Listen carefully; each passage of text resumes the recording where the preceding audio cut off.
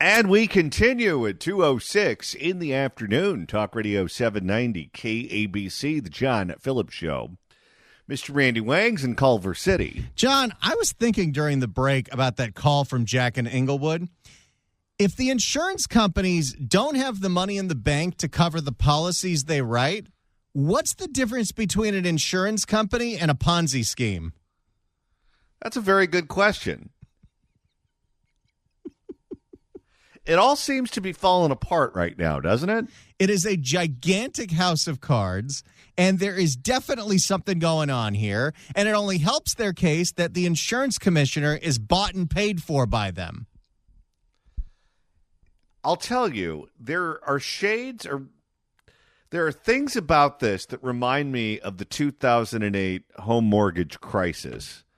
When you look back at it after the crisis occurred and after everything went to hell, and there were all kinds of red flags and warning signs that someone should do something about this, and no one did, I kind of feel like we're watching that movie all over again, don't you? Little bit. But we've got Ricardo Lara standing up for truth, justice, and the American way. I'm very kind of sketchy. Oh, we're well aware. Can a reporter do a deep dive into him, please? You think they'd find something? Yes. Do you know that they'd find something? Yes. Interesting. Well, maybe at some point that'll happen. You never know. One of the biggest boondoggles in this state is the high-speed rail. We were promised by former California Governor Jerry Brown that you would be able to get from Los Angeles to San Francisco lickety-split. You may not even have time to finish your Coke by the time you get to San Francisco and you start eating your dim sum.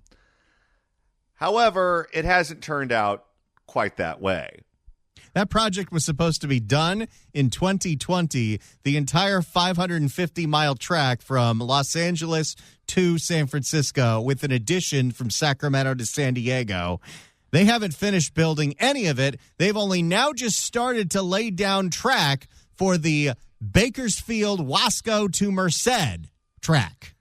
Yet, for whatever reason, they're unwilling to acknowledge that it's a complete and total failure, and they viciously attack anyone who wants to take away the funding. Well, the topic just came up at the White House, and Donald Trump just ripped the living hell out of the High-Speed Rail Authority. This is coming straight off of Twitter, so good luck to us all. One of the things I want to investigate rapidly, because I've never seen anything to this extent, the train that's being built between Los Angeles and San Francisco is the worst managed project I think I've ever seen, and I've seen some of the worst. Billions and billions, hundreds of billions of dollars over budget. In fact, I read where you could take every single person that was going to go on the train and get the finest limousine service in the world and take them back and forth with limousines, and you'd have hundreds of billions of dollars left over. You know what's funny is prior to this, the project that was universally recognized as the biggest boondoggle in the history of public infrastructure was the Big Dig in Boston. But I don't think the Big Dig in Boston has anything on this. It is the worst thing, and we're going to start it. I mean, literally, Gavin Newsom at the beginning of the year had a celebratory press conference to announce that in 2025, they finally got all the permits done for the entire rail line. It took 12 years to get the permitting done. He regards high-speed rail as a success.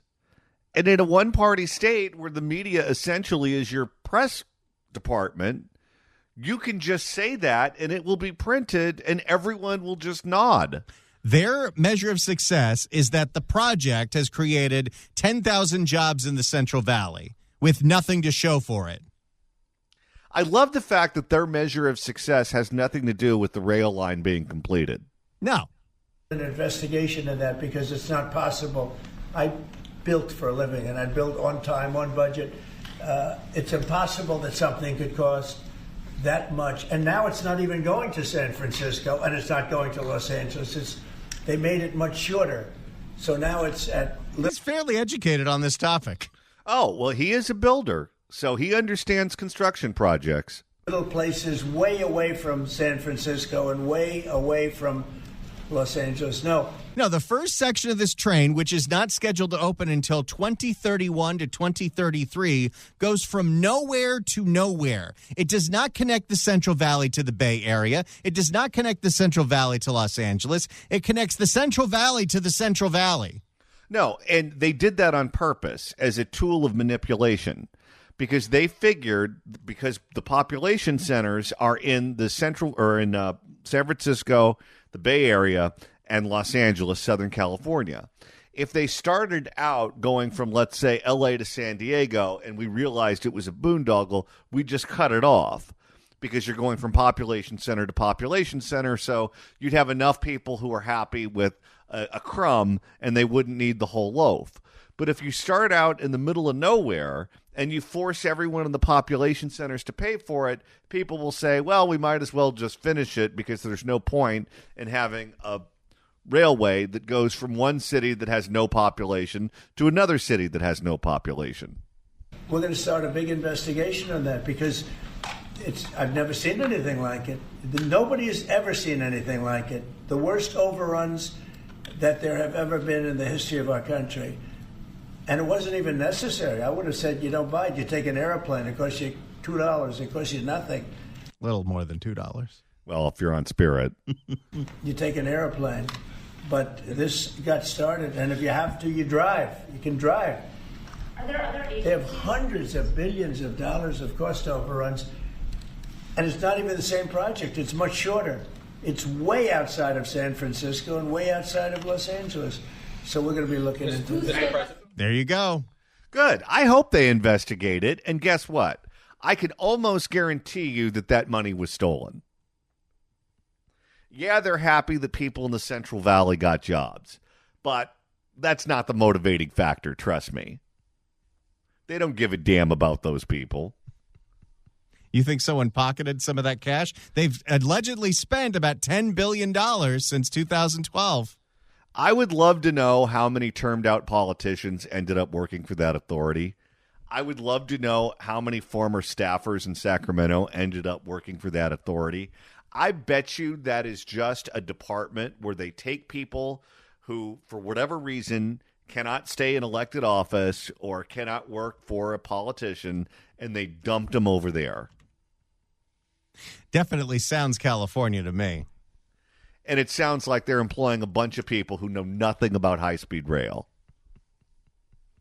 The latest CEO, which there was turnover over the summer, the latest CEO is an engineer. But I guarantee you the last 10 of them weren't. Who sits on the board of the High Speed Rail Authority? Can we look that up? Let's see. High Speed Rail Authority. You have to now hope that I can spell authority. Board, California.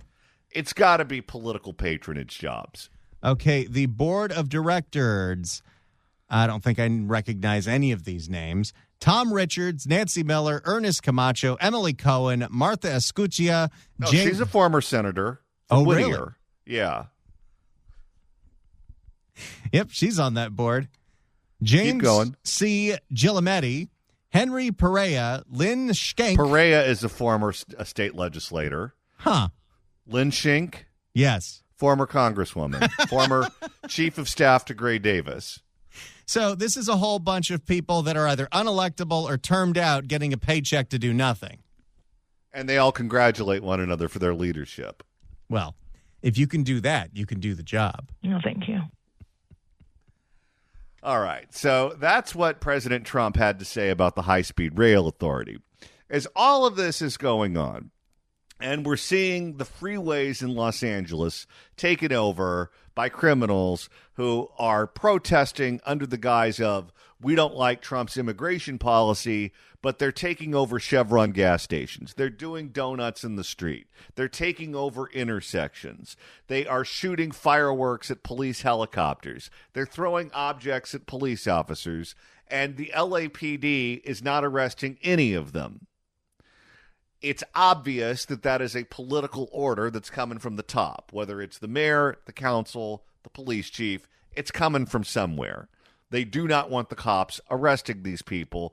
I guess from their point of view, with their base, that's a bad look. So they just want to let these people do whatever they want to do to show the world that they're angry about Donald Trump deporting people.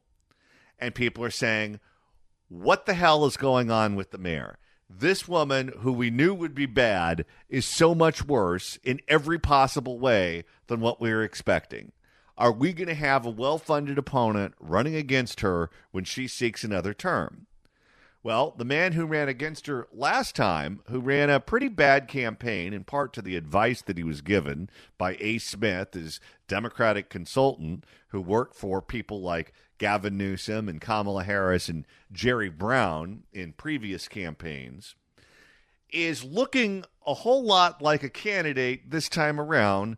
He's sounding a whole lot like a candidate, and Randy, he just might be one. Yeah, I mean, he'll deny it if you ask him, though. Just ask Alex Michelson, who talked to Rick Caruso yesterday. 6 says we know cleaning up areas like Pacific Palisades will require an all-hands-on-deck approach. Tonight, Rick Caruso says he is asking his smartest friends to work together on solutions. And everyone he asked quickly said yes.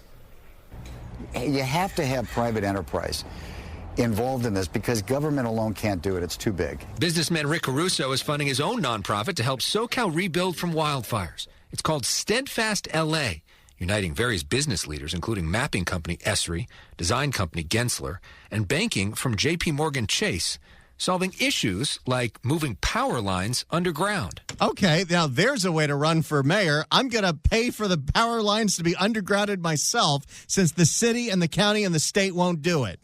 That is a wonderful solution, not just because it will prevent fires, which it will, because so many of these fires are started by faulty electrical equipment, but it is aesthetically so much prettier.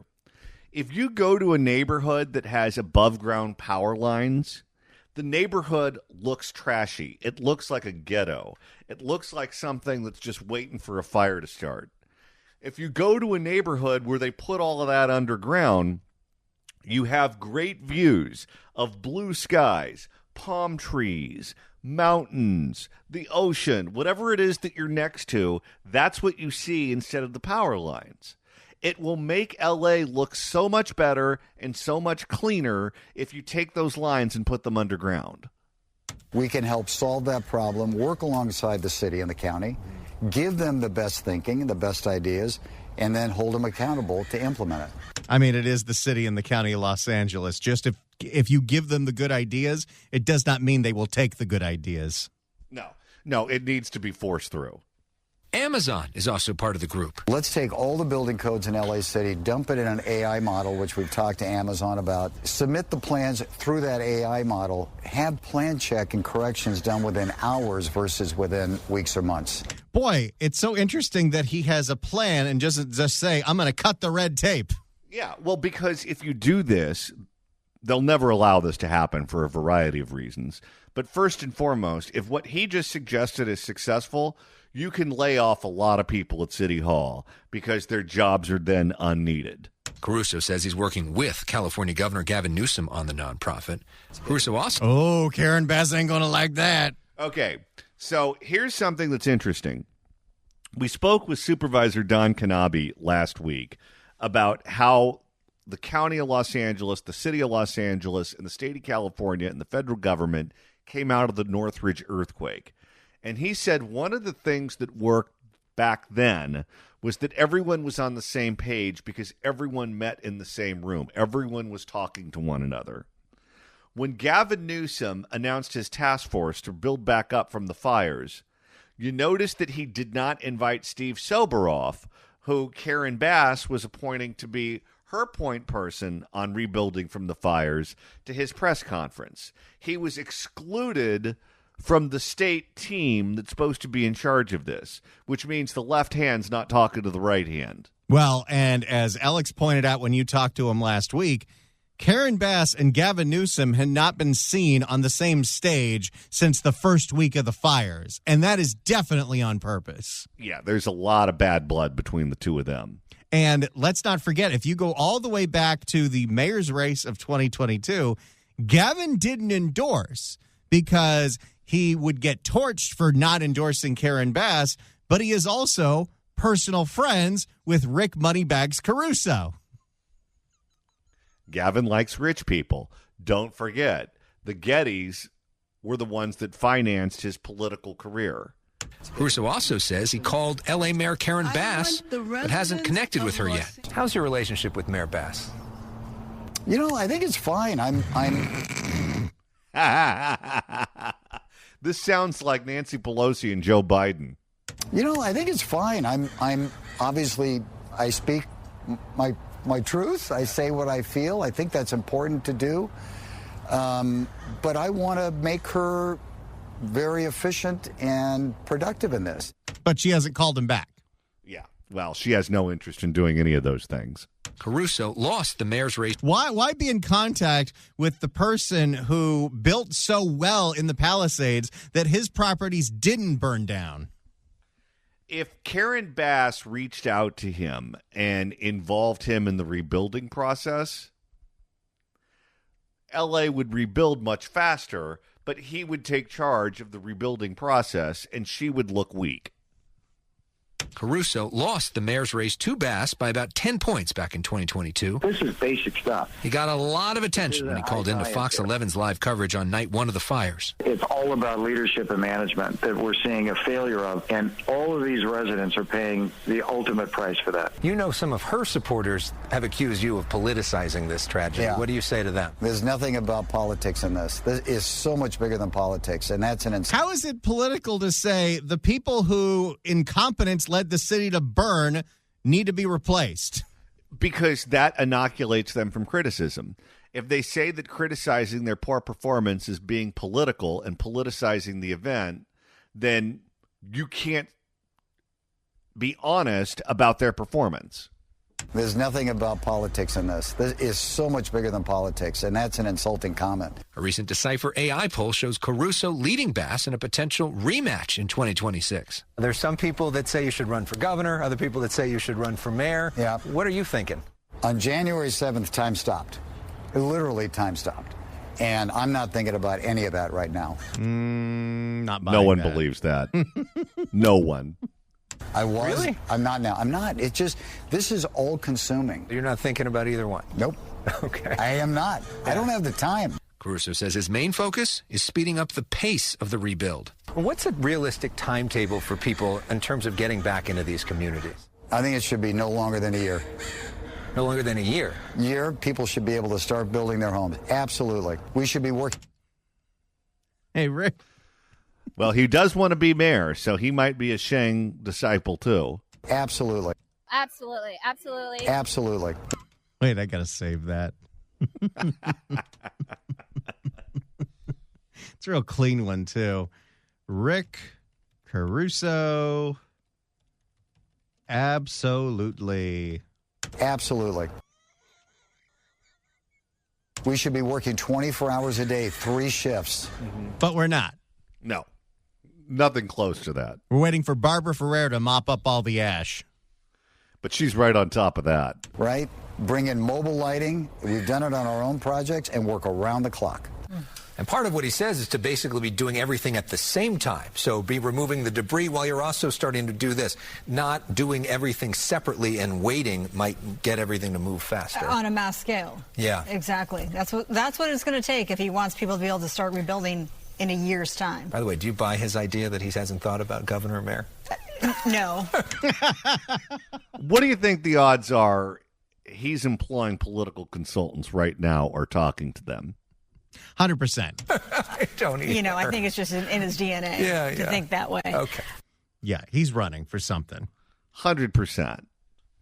Or as Shang would say, absolutely. Absolutely. Absolutely. And he said absolutely. Absolutely. If you'd like to email the show, you can do so at johnnydon'tlikeshow@gmail.com. That's johnnydon'tlikeshow@gmail.com. And Randy, with the end of the show quickly approaching, if you want to continue listening to us after we sign off at 3, that's easy to do. All you got to do is go to kabc.com, click on podcast. Absolutely. Absolutely. Go to the Apple Podcast app, iHeart, Spotify, search for The John Phillips Show, hit subscribe. You can download all the episodes. And he said absolutely. Do a Google on the YouTube or get that handy-dandy KABC app. Absolutely. Search KABC AM in the Apple App Store or the Android Store. Absolutely. It's the easiest way to listen live to this radio station and download all the podcasts. Absolutely. Once you hear it, you can't unhear it. It's like yesterday, we got 2 emails in a row of people noticed that Barger dropped a little at the end of the day. At the end of the day, That's another common one. And she gave us quite frankly. And coming up on Friday, Randy, you and I are going on the road. We're going to be in Santa Ana, everybody. Come see Johnny and I broadcast live from noon to 3, Friday the 7th at Rove, Santa Ana. Rove, Santa Ana is a full-service EV charging station with 40 ultra-fast EV chargers, a 24/7 lounge with restrooms and free Wi-Fi, a car wash, and a premium convenience store, Recharge by Gelson's. We're going to have free samples from vendors and barbecuing going on. So come see us as we broadcast live. Make sure you're hungry. They're calling it a Recharge tailgate. They're going to have food. Yeah. Recharge by Gelson's and Rove are located at 1008 East 17th Street in Santa Ana off the 5 at the corner of East 17th and Lincoln. We'll see you live this Friday, noon to 3. One of the drivers of retail theft in California is illegal street vending. As it turns out, one of the reasons that we have so much illegal street vending going on in California, well, that was brought to you by a very familiar voice. I'm very kind of sketchy. Well, California has seen a spike in retail theft in recent years, in part because it's easy to sell those goods on the black market. As it turns out, it's easy to sell those goods on the black market because of a certain somebody. I'm very kind of sketchy. Ricardo Lara, the current California insurance commissioner, used to be the state senator for California. And in 2018, he wrote legislation, the Safe Sidewalk Vending Act, that was supposed to be some response to then President Trump wanting to deport a whole bunch of people. And he wanted to make sure that we decriminalized every aspect of street vending, of sidewalk vending, and took any ability to enforce or regulate street or sidewalk vending away from law enforcement and into the hands of public works or public health. In San Francisco, it's public works. In Los Angeles, it's public health. No, thank you. So the loophole that was created with Ricardo Lara's legislation that he wrote, that Scott Wiener voted yes on, and that Jerry Brown signed into law was if you are selling stolen goods out in the open on 6th and Market in San Francisco or MacArthur Park in Los Angeles, law enforcement can't touch you.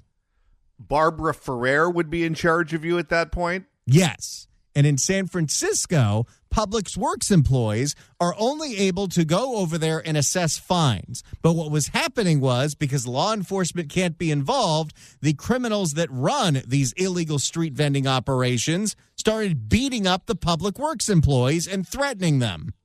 And if you're in Los Angeles and you're selling stolen goods, I think the only thing that happens is Barbara Ferrer gives you Narcan.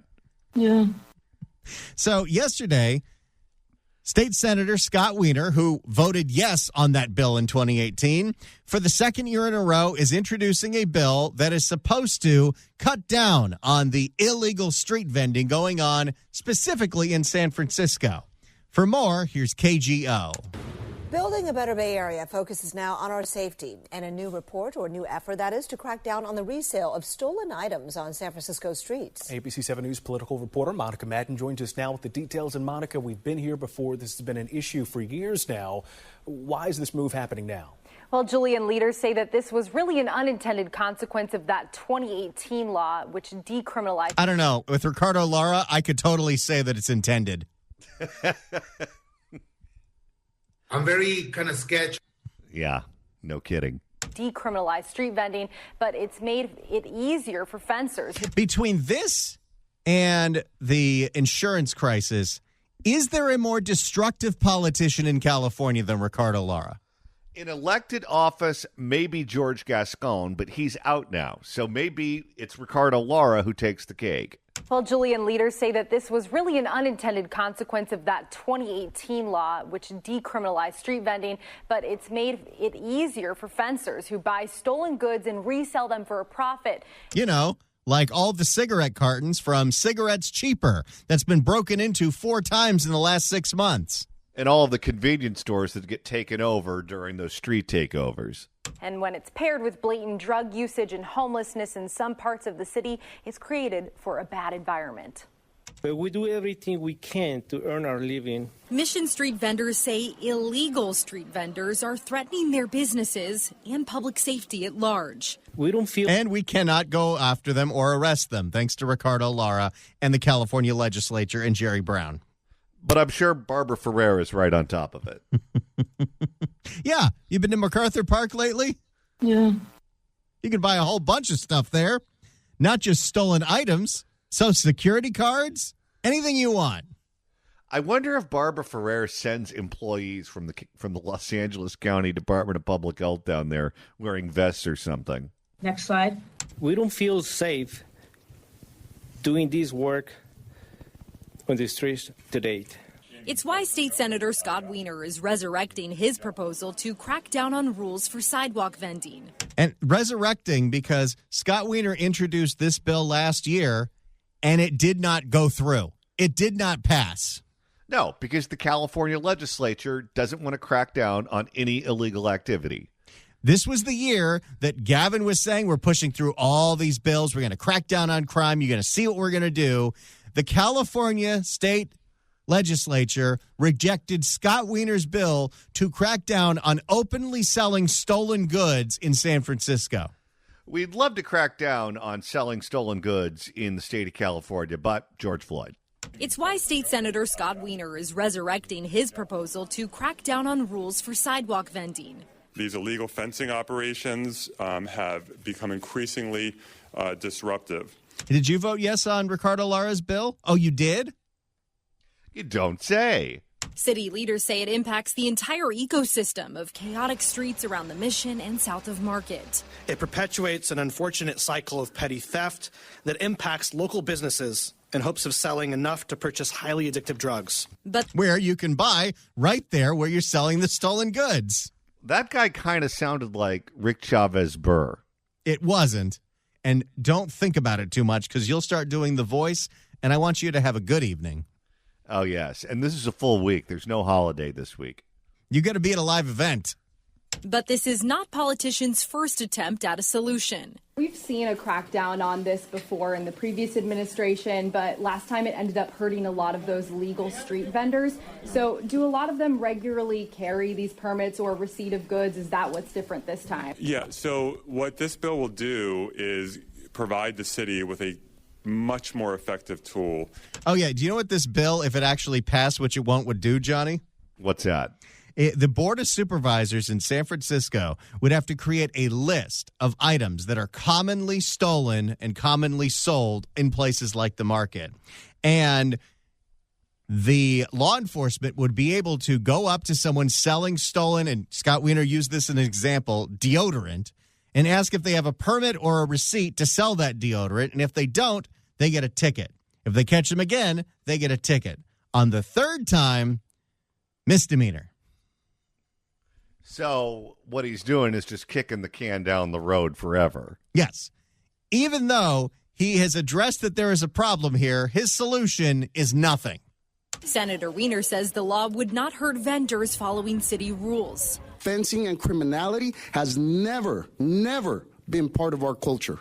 It would only apply to San Francisco.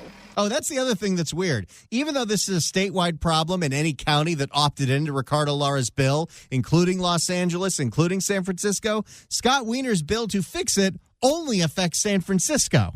So Barbara Ferrer would still be in charge of enforcing it in Los Angeles. Even if they pass this, and even if it had a positive impact on Soma, it wouldn't do anything to MacArthur Park. No, thank you.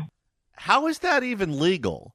Where you can have it be one way one law, statewide law in one jurisdiction, and a different way everywhere else. Let's not forget, last year the state legislature wrote and passed a bill to specifically give one bar in Inglewood a 4 a.m. last call. That's true. If it passes, the Board of Supervisors would create a list of frequently stolen merchandise. If people sell those items on the street without a permit or receipt of purchase, police could issue a ticket. Do these people have any idea how ridiculous they sound? They have to be oblivious to the insanity. 3 strikes and violators are looking at a misdemeanor and jail time. Misdemeanors don't come with jail time. This is California. Yeah. How many misdemeanors do you need to be convicted of before you finally go to jail? This bill will not punish. Oh, it's Monotone Man, the new mayor. Oh, yes. This bill will not punish the vast majority of street vendors who are part of the fabric of our city. Small business. Don't forget, when they couldn't do anything about this last year, the answer was, okay, we have to ban all street vending because we cannot arrest the people beating up our public works employees. It's insanity.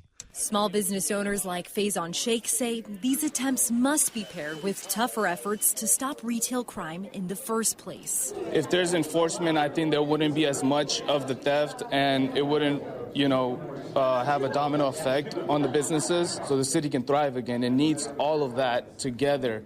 That's a San Franciscan that would like to go to Walgreens and not have the pizza and the ice cream locked up behind chains. Well, imagine if you're actually a legal business owner in San Francisco and all of your merchandise gets stolen on a regular basis. You know exactly where it's being sold, and the politicians are bending over backwards to protect the people who are selling your stolen merchandise because of George Floyd. Senator Wiener had a similar bill in the legislature last year, but it didn't make it out of committee. He says that it did have bipartisan support, but was introduced too late in the session. Now he thinks it has a much better shot this time. There you go. There's the latest on a situation that the California legislature created. They wrote a law that legalized selling stolen goods. Well, Ricardo Lara wrote the law. Those dummies voted for it. I'm very kind of sketchy. Can somebody please investigate that guy? If you'd like to email the show, you can do so at johnnydon'tlikeshow@gmail.com. That's johnnydon'tlikeshow@gmail.com. And Randy, you're monitoring the mailbag. Mike writes in at johnnydon'tlikeshow@gmail.com and says, hey, don't knock the selling of stolen goods at MacArthur Park. I picked up some really cool fire hydrants for cheap the other day.